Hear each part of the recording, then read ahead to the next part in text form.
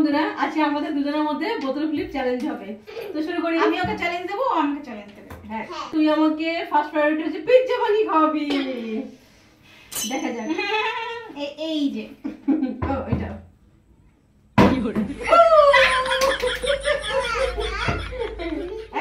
হ্যাঁ, তো ফার্স্টে হচ্ছে তুই আমাকে পুডিং বানিয়ে খাওয়াবি। ওকে ঠিক আছে।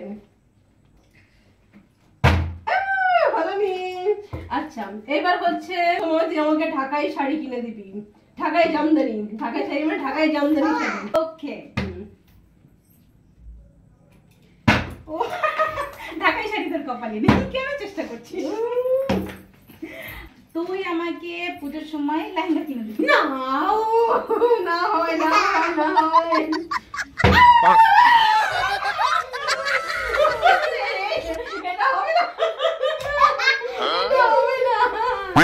लेकिन ये साला कर क्या रहा है यहाँ पे?